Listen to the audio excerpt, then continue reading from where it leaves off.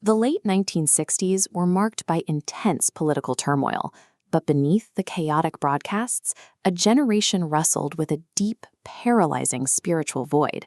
For millions coming of age, the promise of material abundance felt hollow.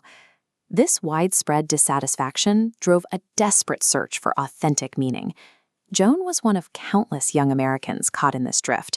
She quickly realized that marching in the streets and fighting the political establishment failed to cure her own internal unrest. She left America as an act of psychological self-preservation.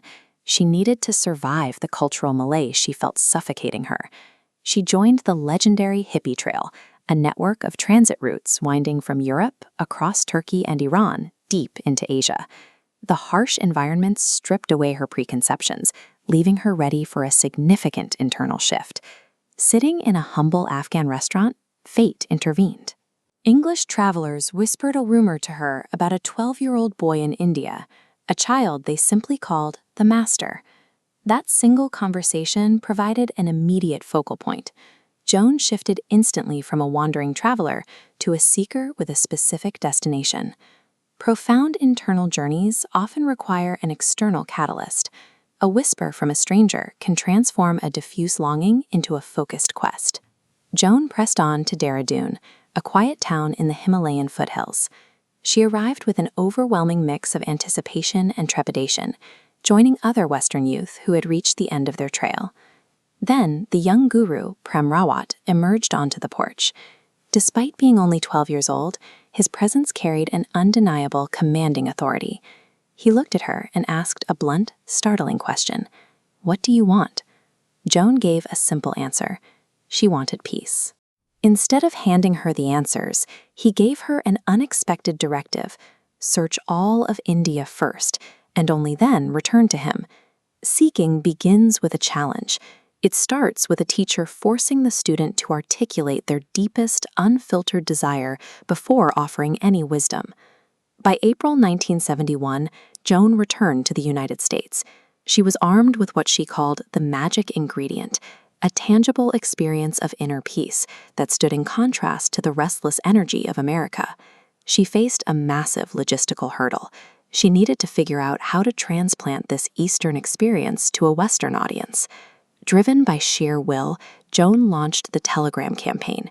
She bombarded Prem Rawat with messages, pleading for him to visit America. Her persistence paid off. Prem Rawat arrived in Los Angeles to packed, chaotic halls, with seekers literally dripping from the rafters to hear him speak. Joan transitioned from a passive seeker to an active harbinger.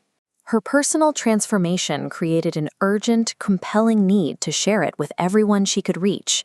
The movement entered a phase followers called the Golden Age, where Joan acted as a bridge, translating Eastern mysticism into concepts that resonated with American youth.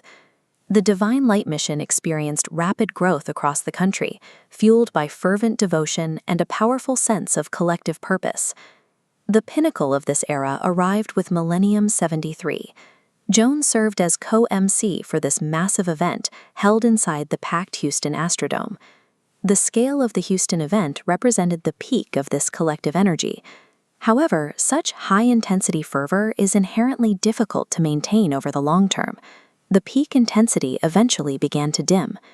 The mid-1970s brought the family split, an internal schism where Prem Rawat's mother and brothers broke away, fracturing the movement's leadership. This caused a crisis of faith. Many followers abandoned the movement, as the external drama and organizational confusion overshadowed the original teachings. Joan, however, stayed loyal. Her connection wasn't rooted in organizational politics. It was anchored entirely in the direct, personal experience of inner peace she first found on the porch in India. True devotion must be tested by internal storms.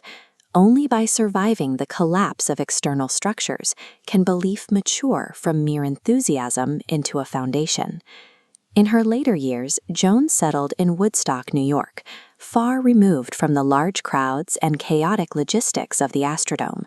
She began integrating her spiritual knowledge into practical, everyday applications, specifically working in holistic healing and polarity therapy. Looking back, she developed a passages perspective. She viewed her youth with humor, acknowledging that the intense, exaggerated emotions of the 60s had finally faded. Through all of this, her most profound realization was that while the external expressions of the movement changed constantly, that core magic ingredient of inner peace never altered. An initial spiritual awakening is only the beginning. The true legacy of a seeker is the decades of quiet, invisible work required to transform a fleeting spark into an enduring flame.